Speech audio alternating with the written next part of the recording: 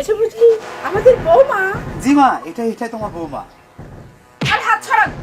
আশ্চর্য বিষয়, এই নোংরা হাতটা আমার গায়ে দিচ্ছেন আপনি, বুঝলাম না। অশিক্ষিত মূর্খ, গায়ে ভূত কোথাকার। বড় লোকের অহংকারী মেয়ে যখন গরিবের বউ হয়ে আসে, তখন শ্বশুর শাশুড়ি কতটা অসহায়ের মাঝে দিন যাপন করে তা দেখতে পুরো ভিডিওটিতে চোখ রাখুন।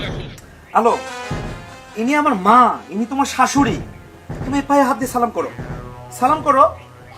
পায়ে হাত দিয়ে সালাম করবো মানে? কেন, কিসের জন্য? উনি কি কি এমন যে তার পায়ে হাত দিয়ে সালাম করতে হবে আমার? কি বলছো সব আলো? উনি আমার মা, উনি আমার গর্ভধারিণী মা। ওনার জন্য আজকে আমি পৃথিবীর আলো বাতাস দেখেছি।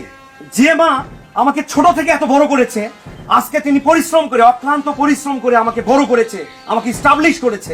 আর আজকে কিনা আমার বউয়ের কাছ থেকে মা এতটুকু আশা করতে পারে না? বাদ দাও, তুমি যাও, আমার মায়ের পা ধরে সালাম করো। আমি পারবো না।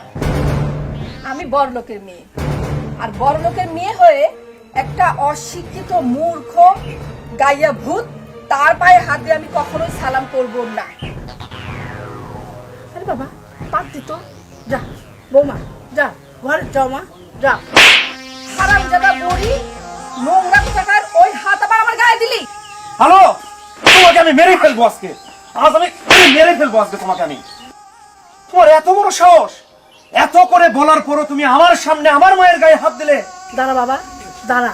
আমি অনেকক্ষণ ধরে তোর করে এগুলো সহ্য করতেছি। দাঁড়া।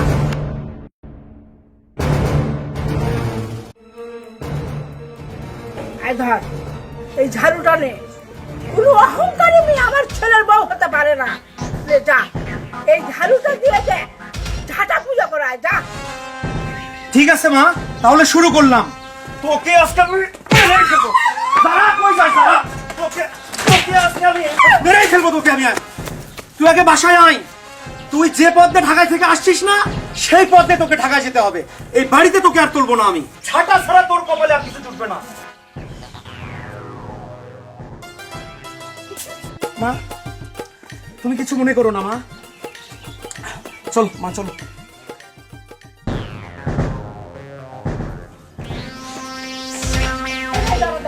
ভাইয়া, এইদিকে ঢাকা যাওয়ার বাস স্ট্যান্ডটা কোন দিকে? এই যে সোজা যা, আপনি বামের দিকে যাবেন।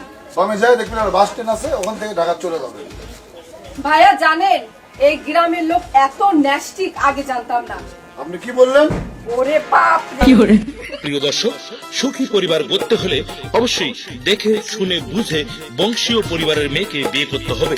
হোক সে বড়লোক কিংবা গরিব পরিবারের মেয়ে, নয়তোবা আপনার মূল্যবান জীবনটা হতে পারে তেজপাতা অথবা হজবরল। কারণ সংসার সুখের হয় রমণীর গুণে। ধন্যবাদ সবাইকে ভিডিওটি দেখার জন্য। আল্লাহ হাফেজ।